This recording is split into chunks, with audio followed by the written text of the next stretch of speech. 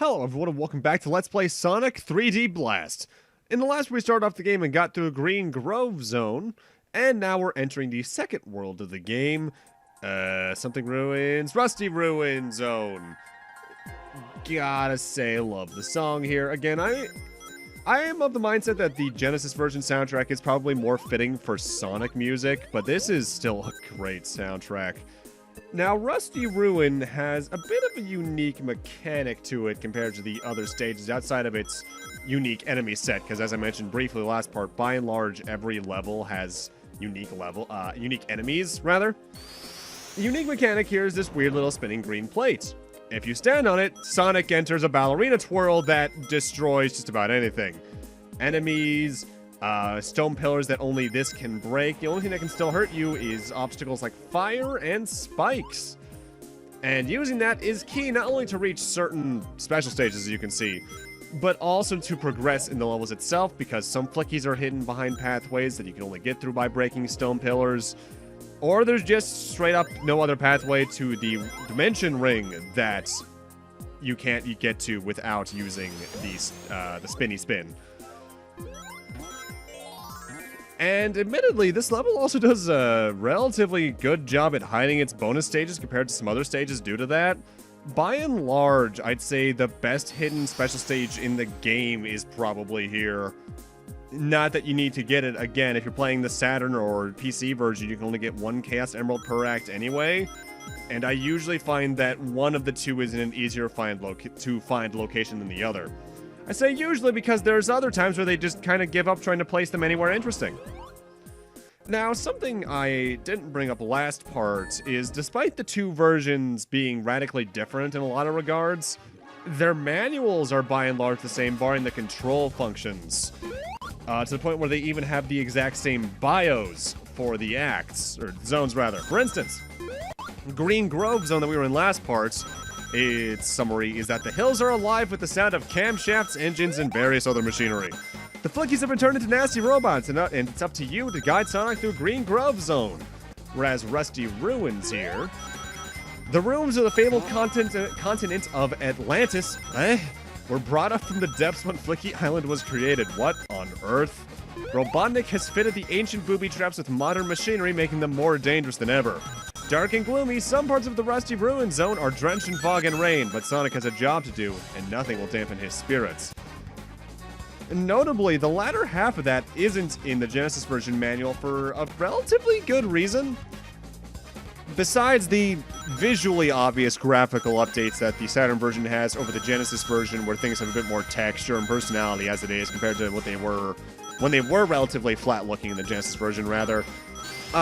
Some areas outright have little environmental weather effects added into the Saturn version as well. So, like that aforementioned, certain portions of Rusty Ruin are going to have fog, some are going to have rain, and admittedly, it's very minor. It doesn't really do much to the game. It's not even like some games where the weather effects obscure the game so much that it's kind of hard to tell what's going on. I feel they actually hit a good balance on the opacity of them, which is kind of surprising that a game like this has that much effort put into it in that regard. Usually weather effects like that are thrown into later ports look the worst out of everything in the game, or at least out of a future port of it, rather. Either way, that's 3 Chaos Emeralds down. Also, since I don't have to show off the various other version special stages in this video, by and large, every video of the game moving forward is going to be about 15 to 18 minutes, I'd say, barring the finale, because I get a few more stages in than normal in the finale. More on why later. Now, if there's anything I can say about the levels, yeah, them being multiple sections long is a bit odd compared to most Sonic games. But the way I also like to look at it is every dimension ring you fill that's not the one at the end of a stage is by and large a checkpoint. In fact, I think if you die, you go right back to after the warp hole anyway. It's just weird seeing it done in a 3D game like this that it just doesn't feel right for some reason.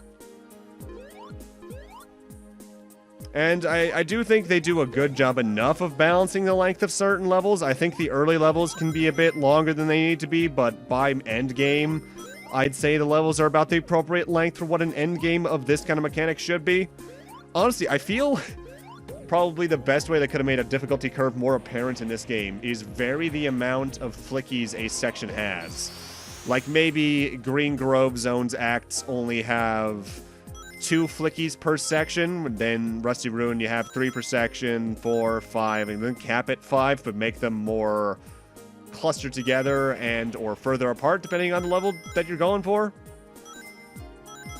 Also, easily the most pointless visual thing in the Saturn version. Some panels are implied to be loose and will jiggle up and down when you walk on them. I don't know why that's there, but it is. I'm actually getting a little bit ahead of myself. You can't break through that wall until you're in the next section of the level. And even then, it's you break through it from the opposite direction, if memory serves. Now, something that's a little bit surprising about me in terms of version differences for these two games is that the cheat codes also drastically depend on what version you're playing. For instance, level select. If you're playing the Genesis version, you go onto the menu screen, then press BA right on the D-pad, AC up on the D-pad, down on the D-pad, and A to spell Barracuda, and then you'll be taken to the main menu screen. But at that point, you can press Start, and level select just straight up appears. Whereas here in the Saturn version, it's played a little bit differently. You need to hold C and then press the Start button together on the Start screen, and then enter the main game from there, and then press Start again to pause. From pressing C and Start at the same time, you enter cheat mode, just straight up. And at that point, depending on what button you press, you activate a cheat code. For instance, entering that mode and pressing Start, then Z gives you a Chaos Emerald, X gives you a life, Y gives you a medal, which is just is on the way to a life, basically. A skips an act. B, I think, skips a section of a stage. And I think C skips to that act's boss fight, which is just bizarre. Though notably, I believe there was just straight up a level select in the Japanese version of the Saturn game, where I think it's you press it down on the D-pad 3 times, then any one of the main 6 buttons on the title screen, and at that point you'll hear a ring sound, at which point you press Start, and depending on which button you pressed, you would be thrown into a different level. I think A is Rusty Ruin, B is Spring Stadium, which is going to be the next parts levels, C is Diamond Dust, X is Volcanic Valley, Y is Gene Gadget, and I think Z is the final zone, Panic Puppet. It's weird to see a game with multiple versions like this have cheat codes that differ that much. Usually they just kind of change the buttons around. At least that's what they started doing in, like, the N64, PlayStation stuff. If there was multiple ports and they shared cheat codes, it was usually just swap the buttons around sort of deal. Although, interestingly enough, there is one other way to access the level select in the Genesis version in particular. And this was confirmed to be intentional by, I believe, the Traveler's Tales founder, I think John Burton's the guy's name, where when the game crashes, it takes you to the level select. It's programmed to do that, so in case you lose a lot of progress, you can just bring yourself right back. With that said, an easy way to crash the game, hit the cartridge while you're playing it or tilt it. So, hey, probably one of the funniest ways to get into a level select I've ever seen. Just smack the cartridge hard enough. Don't see too many like that. Usually cartridge tilting causes other things, to put it lightly. Usually more buggy looking. And here's the problem with the particular levels in this game for me, is that in the case you can't seem to find something, usually you find yourself wandering a lot, even if you've already turned in everything. I'm in particular looking for this little platform here, because that'll allow me to spin dash through this wall, and find myself in a part of the level with Knuckles.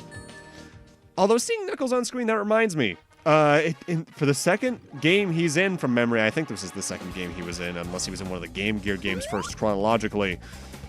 They got part of Knuckles' design wrong again.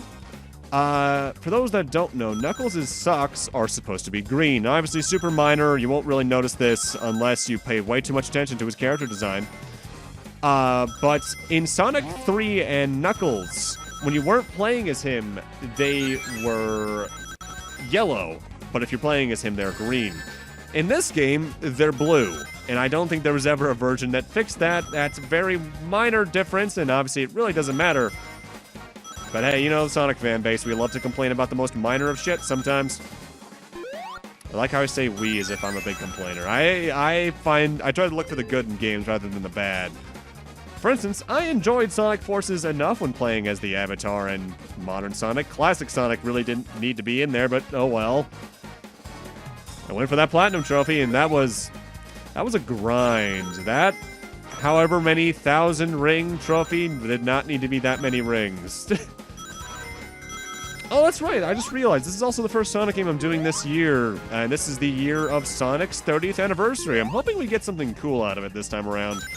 Because, while we got some good stuff out of the 20th anniversary, back with Sonic Generations and such, the 25th didn't really get much of interest, honestly, comparatively. I'm hoping we can get something good again this year. Maybe something new, something fresh, something familiar all the same, though. They might do multiple games, after all. They wouldn't stop them from what they did back in the 15th anniversary, where we got, what was it? Sonic Riders, Sonic 06, and Sonic Genesis on the Game Boy Advance. So yeah, only really one good game, but, you know, that's still at least multiple games on one anniversary year. I think the only other franchise I can think of that did that semi-regularly was Mega Man, because even Mario only really does, here's our big 25th anniversary game, and that's it for that year, you know what I mean? Zelda does something similar.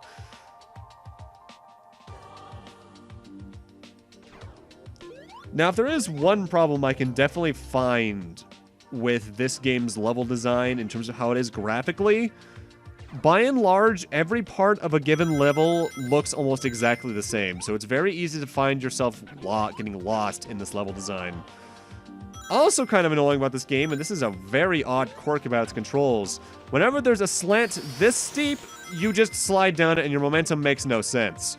Even if you jump to the top of it, if you're just barely on the slope, you're sliding all the way back down. In a lot of cases, that's why they have platforms on the diagonal slopes that you can climb or bounce up from, but it's definitely where the isometric angle harms the player the most, because it can just actively screw you out of certain jumps in really rude ways with some very odd hit detection.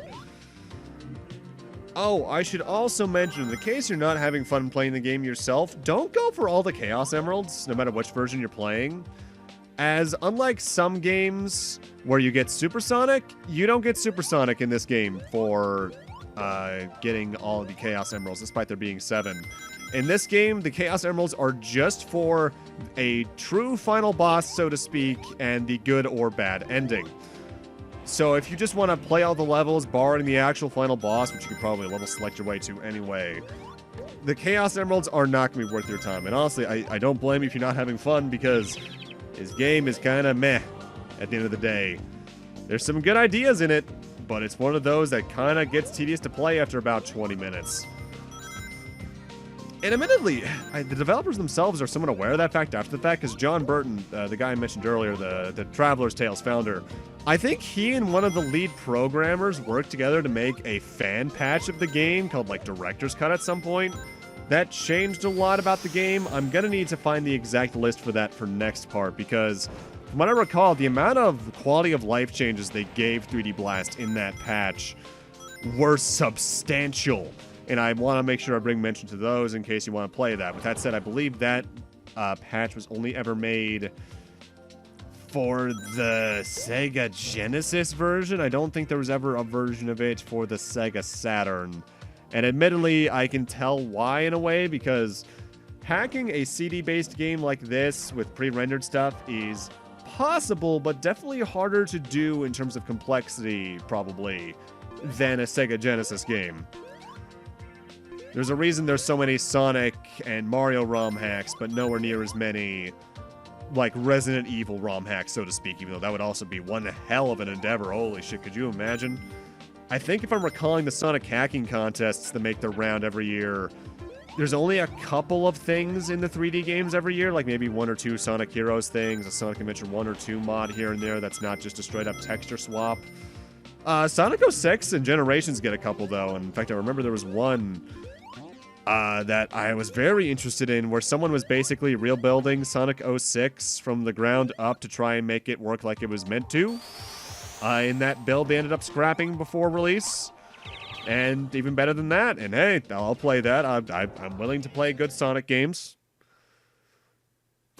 It's just that nowadays, releases are rare, and quality, well, I'm someone who will forgive some parts of some games that are considered bad. Quality is definitely lower than it was during, like, the Sonic Unleashed through Sonic... I'd say Sonic Colors and whatever game was beyond that timeline.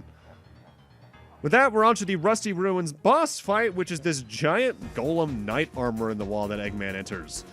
This thing has a couple of different attacks, namely using its giant paws and trying to swat you with them, and firing a cannon out of the very bottom of it that sweeps across the floor. Bouncing off Eggman here is actually a little bit challenging because the hands move at such a rate that it's very easy for you to either bounce off of them and right back onto them, or bounce off of him and completely miss, meaning you now have to wait before you can do more damage. If you can get the jumps just right, though, you can combo him pretty quickly and take him out. And that's Rusty Ruins. It's got some cool ideas, but it's probably, by and large, if not the most interesting level in the game, the second or third most, so we're going somewhat downhill from here. But with that, I'm going to need to end this off here. Thank you guys for watching, and in part 3, we're heading on to my least favorite stage in the game. See you guys then.